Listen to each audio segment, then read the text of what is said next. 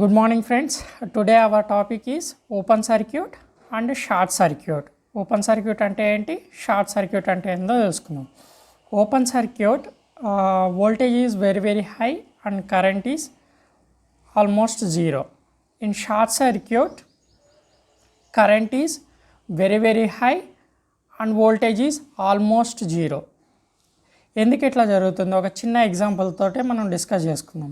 Example already మనం ఇంతకుముందు తీసుకున్న ఎగ్జాంపుల్నే తీసుకుందాం. ఇక్కడ ఇంతకుముందు మనం వోల్టేజ్ అండ్ కరెంట్కి డెఫినేషన్ తెలుసుకున్నప్పుడు ఒక ఎగ్జాంపుల్ తీసుకున్నాము. వోల్టేజ్ని మనము పెట్రోల్తోనూ, కరెంట్ని మనం వెహికల్ మూమెంట్తోనూ కంపారిజన్ చేసుకుందాం ఆ ఎగ్జాంపుల్లో.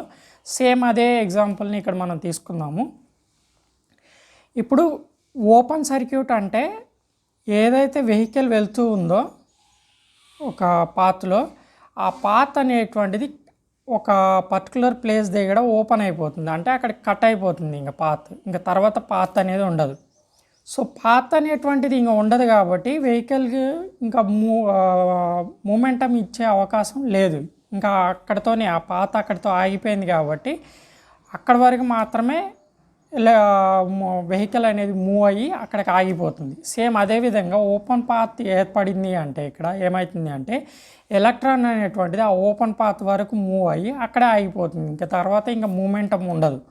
సో ఎప్పుడైతే వెహికల్ అనేటువంటిది ఒక పర్టికులర్ పాత్ దగ్గర అక్కడ పాత్ కట్ అయిపోయి ఓపెన్ అయిపోయి అక్కడికి వెహికల్ ఆగిపోతుందో ఆ పర్టికులర్ ప్లేస్లోనే పెట్రోల్ అనేటువంటిది ఇంక యూజ్ అవ్వడం కూడా ఆగిపోతుంది.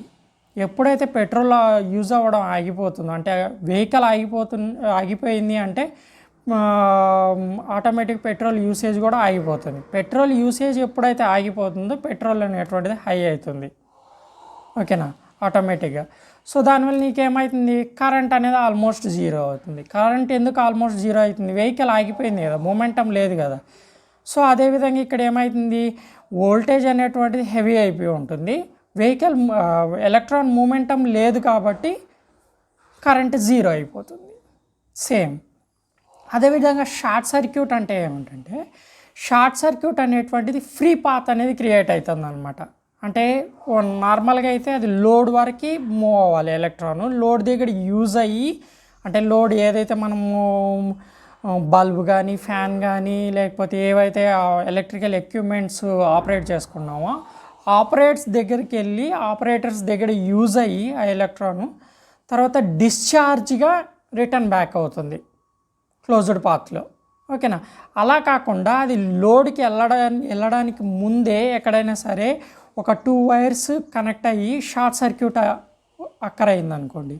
ఆ షార్ట్ సర్క్యూట్ వచ్చినప్పుడు నీకేమవుతుందంటే ఫ్రీ పాత్ అనేది క్రియేట్ అవుతుంది. ఫ్రీ పాత్ క్రియేట్ అవ్వడం వల్ల నీకేమవుతుంది అంటే ఎలక్ట్రాన్ అనేటువంటిది లోడ్ దగ్గర యూజ్ అయ్యి డిశ్చార్జ్ అవ్వకుండా ముందే రిటర్న్ బ్యాక్ అవుతుంది కాబట్టి పాత్ అనేది ఫ్రీగా క్రియేట్ అవుతుంది. ఎప్పుడైతే పాత్ ఫ్రీగా క్రియేట్ అవుతుందో ఎలక్ట్రాన్ అనేటువంటిది ఎలక్ట్రికల్ ఎక్విప్మెంట్కి యూజ్ అవ్వట్లేదో ఆటోమేటిక్గా నీకేమవుతుంది అంటే కరెంట్ అనేది హెవీ అయిపోతుంది.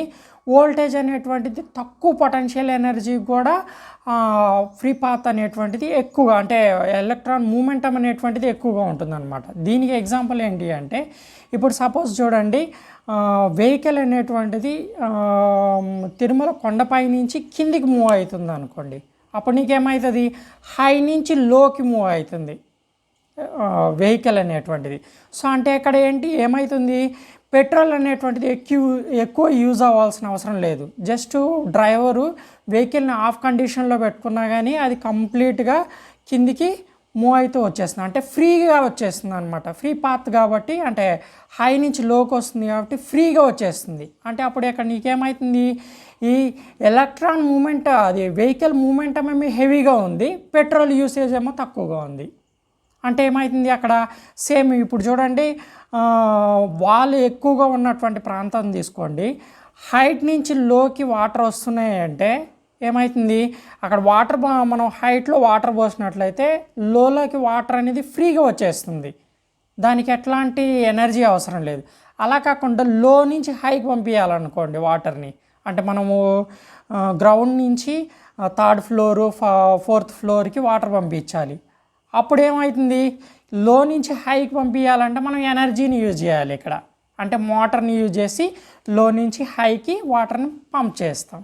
అదే హై నుంచి లోకి వస్తుంది అనుకో వాటరు, ఎట్లాంటి ఎనర్జీ అవసరం లేదు, ఎట్లాంటి మోటార్స్ అవసరం లేదు, ఏం అవసరం లేదు, జస్ట్ పైనుంచి ఫ్రీగా కిందికి వాటర్ అనేది ఫాల్ అవుతుంది. సేమ్ అదేవిధంగా నీకు ఎప్పుడైతే ఫ్రీ పాత్ అనేటువంటిది క్రియేట్ అవుతుందో ఆ ఫ్రీ పాత్లో కరెంట్ అనేటువంటిది హెవీ అయిపోతుంది. ఎలా అయితే నీకు పెట్రోల్ యూజ్ అవ్వకుండా వెహికల్ అనేటువంటిది ఫ్రీగా మూవ్ అవుతుందో సేమ్ ఇక్కడ కూడా వోల్టేజ్ని పొటెన్షియల్ ఎనర్జీని ఎక్కువగా యూజ్ చేసుకోకుండానే ఎలక్ట్రాన్ అనేటువంటిది ఫ్రీగా మూవ్ అవుతుంది అన్నమాట ఈ షార్ట్ సర్క్యూట్ కండిషన్లో. సో ఇప్పుడు ఈ ఓపెన్ సర్క్యూట్కి ఒక ఎగ్జాంపుల్ తోటి మనం ఎగ్జాంపుల్ సర్క్యూట్ తోటి మనం డిస్కస్ చేసుకుందాం. Open circuit voltage is very very high and current is almost zero. So ఇక్కడ మనం చూసినట్లయితే ఇది ఓపెన్ సర్క్యూట్, ఇక్కడ ఓపెన్ సర్క్యూట్ చేసాం మనం. సో ఈ ఓపెన్ సర్క్యూట్లో రెసిస్టెన్స్ ఎంతైనా ఉండనియండి. మనం సపోజ్ ఫర్ ఎగ్జాంపుల్ రెసిస్టెన్స్ ఇది R1 అని, ఇది R2 అని, ఇది R3 అని అనుకుందాం. సో ఈ రెసిస్టెన్స్ ఎంతైనా ఉన్నాయండి. ఇది క్లోజ్డ్ పాత్ కాబట్టి ఈ క్లోజ్డ్ పాత్లోనే కరెంట్ అనేటువంటిది ఉంటుంది.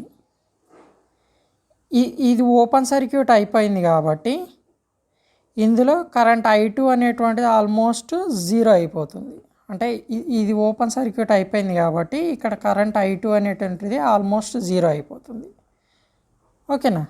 సో అది నెక్స్ట్ షార్ట్ సర్క్యూట్ చూడండి. In short circuit current is very very high and voltage is almost zero. Okay, so ఇక్కడ నీకేమవుతుంది అంటే కరెంట్ అనేటువంటిది నార్మల్గా వోల్టేజ్ యూజ్ అవుతుంది. ఇది క్లోజ్డ్ పాత్ కాబట్టి ఈ I1 కరెంట్ దగ్గర సేమ్ ఇక్కడ కూడా మనం దీన్ని R1 అని, దీన్ని R2 అని, దీన్ని R3 అని అనుకుంటే ఇక్కడ ఈ క్లోజ్డ్ పాత్లో ఏమో కరెంట్ అండ్ వోల్టేజ్ రెండు కూడా ఇండికేషన్ ఉంటుంది. అంటే ఇక్కడ ఎప్పుడైతే షార్ట్ సర్క్యూట్ అక్కరైతుందో ఈ షార్ట్ సర్క్యూట్ కండిషన్లో I2 కరెంట్ అనేటువంటిది చాలా హైగా ఉంటుంది కంపారిజన్ I1తో కంపారిజన్ చేస్తే. ఓకేనా?